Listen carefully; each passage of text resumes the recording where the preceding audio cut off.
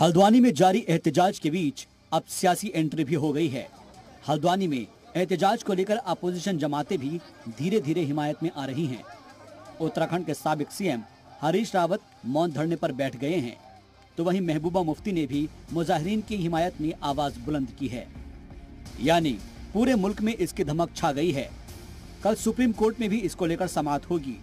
सियासतदानों की एंट्री से मुजाहिरीन के एहतजाज को रफ्तार तो मिली है, तो वहीं पार्टी वफ्द उनसे मुलाकात करने भी पहुंच रहा है। इसी के साथ सियासी तंजीमें भी मुजाहिरीन के साथ नजर आईं। समाजवादी पार्टी के वफ्द ने मुलाकात की और साथ होने की बात कही।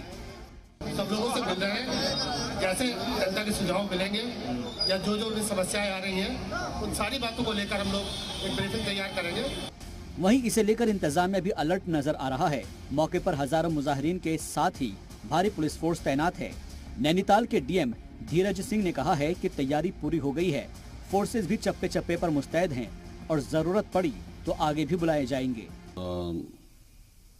20 तारीख को जो ऑर्डर है माननीय उच्च न्यायालय के, तो उसके अनुसार जितने भी ऑक्यूपेंट्स हैं यहाँ पे, तो उनको हटाया जाना। ये रेलवे की भूमि पे है, लगभग 70 एकड़ लैंड है और उसमें 4365 के करीब रेजिडेंट्स हैं जो रह रहे हैं आज की डेट में, और इनको हटाया जाना। इसके लिए हम हमारी तैयारी पूरी चल रही है और जितनी फोर्स की हमने डिमांड करनी थी वो कर ली है।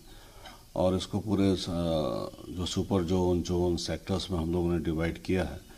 तो जितने मजिस्ट्रेट की आवश्यकता थी, पैरामिलिट्री फोर्स की आवश्यकता थी, उसकी डिमांड हम लोगों ने कर दी है और आने वाले कुछ समय में हम इनको हटाएंगे। जम्मू कश्मीर की साबिक सीएम और पीडीपी सदर महबूबा मुफ्ती ने कहा है कि बीजेपी का ये पुराना प्लान है।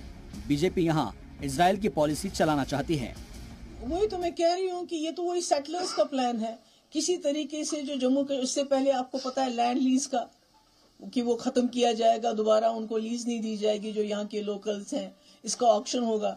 ये उसी का दूसरा पार्ट है कि भाई जो भी कोई लैंड है, सरकारी जमीन है जिसपे वो सैकड़ों सालों से रह रहे हैं, उसको खाली करो। कहाँ जाएंगे वो लोग?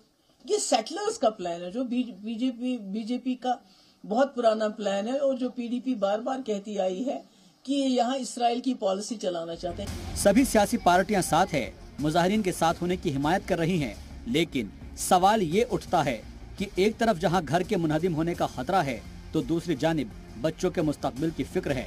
अगर ये तमाम लोग बेघर हो जाते हैं तो इनकी तालीम का क्या होगा? हजारों लोग बेघर तो होंगे ही, साथ ही सैकड़ों मासूमों का मुस्तकबिल भी दांव पर लग जाएगा। लोगों का सवाल है कि मरकजी हुकूमत की जानिब से गैर कानूनी रिहाइश गाहों को रेगुलराइज करने की मुहिम चलाई जा रही है, तो वहीं इस मामले में वो खामोश क्यों हैं? वाज़ेह हो कि दिल्ली इलेक्शन से पहले मरकजी हुकूमत ने ऐलान भी किया था कि गैर कानूनी बस्तियों को वो रेगुलराइज करेंगे। तो वहीं दूसरी जानिब ऑल इंडिया मजलिस इत्तेहादुल मुस्लिमीन के सदर असदुद्दीन ओवैसी ने वज़ीर आज़म मोदी से भी अपील की थी कि वो इंसानियत की बुनियाद पर इस मामले में दखल दे। लेकिन अब सुप्रीम कोर्ट के इंतजार में बैठे मुजाहिरीन को कोर्ट से काफी उम्मीदें हैं। लिहाजा अब कल ये देखना होगा कि इस मामले पर सुप्रीम कोर्ट का क्या रुख रहता है। ब्यूरो रिपोर्ट, जी मीडिया। तो हल्द्वानी मामले को लेकर मुल्क भर में हलचल देखने को मिल रही है, तो इस मामले पर सियासत भी देखने को मिल रही है। हमारे साथ कई खास मेहमान जुड़ेंगे, उनका तारुफ बाद में कराएंगे। सबसे पहले रुख करते हैं हमारे रिपोर्टर इस वक्त विनोद कांडपाल हमारे साथ जुड़ गए हल्द्वानी से। विनोद, क्या कुछ हलचल और क्या कुछ गहमा गहमी इस वक्त हल्द्वानी में देखी जा रही है? देखिए, बिल्कुल आपका सवाल जायज है। आज का जो पूरा दिन रहा है, काफी राजनीतिक गहमा गहमी आज हल्द्वानी में रही है। सपा का एक डेलीगेशन जो जिसमें 10 सदस्य थे वो आज हल्द्वानी पहुंचा। सांसद एसपी हसन के नेतृत्व में पीड़ित प्रभावित जो परिवार हैं उनसे मिला है। एक रिपोर्ट उसने तैयार की है जिसको वो लखनऊ में सपा के जो राष्ट्रीय अध्यक्ष अखिलेश यादव उनके समक्ष पेश करेगा। तो पूरा दिन आज राजनीतिक जो है गतिविधियां रही हैं। तमाम पॉलिटिकल पार्टी जो है अब वो इस मामले को लेकर एक साथ है। अभी जैसे मैं रिपोर्ट पर सुन रहा था कि मुफ्ती मोहम्मद जो है उन्होंने, इसके अलावा मायावती, इसके अलावा सपा तो पहले से ही जो है इन लोगों के साथ में है। तो तमाम लोग अब साथ हैं। लेकिन जो सबसे बड़ा पहलू ये है कि केवल 24 घंटे से भी कम का समय बचा है जब इस पूरे मामले की सुप्रीम कोर्ट में सुनवाई होगी।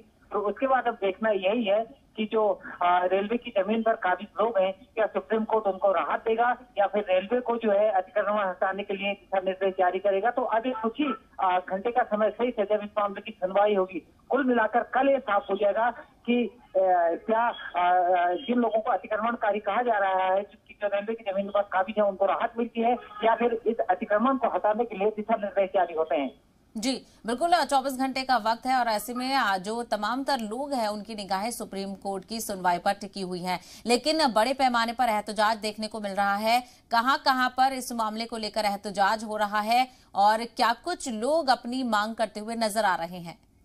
देखिए, अभी मेरी कुछ लोगों से बात हुई थी जो स्थानीय लोग थे, क्योंकि सपा का डेलीगेशन अब यहाँ से वापस हो चुका है। लोगों को ये पूरा भरोसा है कि सुप्रीम कोर्ट उनको राहत जरूर देगा, क्योंकि करीब 11 याचिका जो है वो सुप्रीम कोर्ट में लगाई गई है और सबको क्लब होकर कल इस मामले की हेयरिंग होनी है। तो लोगों को उम्मीद है क्योंकि इस वक्त क्योंकि जिन लोगों की तरफ से वो पॉइंट कोर्ट में पेश किए गए हैं माननीय सर्वोच्च न्यायालय में, उसमें कुछ ऐसे पॉइंट्स हैं जिन पर लोगों को यकीन है कि शायद उन्हें राहत मिल सके। लेकिन क्या उन मामलों को सुप्रीम कोर्ट अपने संज्ञान में लेगा, क्या कुछ उस सुनवाई के दौरान रहेगा, इस पर अब सबकी निगाहें टिकी हुई है। एहतियात के तौर पर हालांकि हल्की फुल्की जगह कुछ पोस्ट तैनात है, क्योंकि बहुत ज्यादा दिन नहीं है जब से रेलवे ने नोटिस जारी किया है समाचार पत्रों के माध्यम से। 1 हफ्ते का समय 7 तारीख को पूरा हो जाएगा। उसको देखते हुए एहतियात पूरे बढ़ते जा रहे हैं। जगह जगह फोर्स को डिप्लॉय किया गया है, हालांकि बहुत ज्यादा फोर्स नहीं है। रेलवे प्रोटेक्शन फोर्स को बुला लिया गया है। तो एहतियात के तौर पर ये सारी चीजें देखी जा रही है, लेकिन अब निर्णय कल का दिन जो है वो बताएगा कि क्या कुछ इस मामले में होना है। बिल्कुल, लोगों को काफी उम्मीदें हैं चूंकि सुप्रीम कोर्ट का रुख किया गया है और तमाम तर अपोजिशन पार्टियां भी वहां पर पहुंची हैं, एहतजाजियों से मुलाकात कर रही हैं। क्या अभी भी किसी और पार्टी के लोगों के पहुंचने की बात कही जा रही है? नहीं, अभी अब ऐसा कुछ नहीं है। सभा के डेलीगेशन जो है यहाँ से वापस हो गए। उसके बाद अब किसी पॉलिटिकल की कोई हलचल फिलहाल यहाँ नहीं है। और क्योंकि ये शायद इसलिए भी तय किया गया है या पॉलिटिकल पार्टी ने इसलिए भी तय किया है कि अभी 24 घंटे का समय शेष है। जो कुछ भी निर्णय आएगा तो वो 24 घंटे के बाद जैसे सुप्रीम कोर्ट का निर्णय आ जाएगा, यदि अतिक्रमण कार्यों को राहत मिलती है तो भी देखना होगा किस तरह की हलचल है, राहत नहीं मिलती है तो भी देखना है कि किस तरह की हलचल होती है। लेकिन फिलहाल अभी सबकी नजर सुप्रीम कोर्ट के डिसीजन पर है। बिल्कुल, तो ऐसे में अब देखना ही होगा कल क्या कुछ सरगर्मी देखने को मिलती है, लेकिन कड़ाके की ठंड के बावजूद भी लोग बड़े पैमाने पर एहतजाज करते हुए नजर आ रहे हैं। काफी बड़ा ये इलाका है, 4000 से ज्यादा घर यहाँ पर हैं और कई लोग के सपने हैं इन घरों से जुड़े हुए। तो वहीं बच्चों के मुस्तकबिल को लेकर भी लोग परेशान हैं और बुजुर्ग भी बड़े पैमाने पर काफी परेशान नजर आ रहे हैं। कई सारी चीजें हैं। अब सवाल यही उठ रहा है, क्या ये सब टूट जाएगा? क्या इतना आसान होता है इन सारी चीजों को तोड़ना? विनोद, आपका बहुत शुक्रिया तफसीली बातचीत के लिए।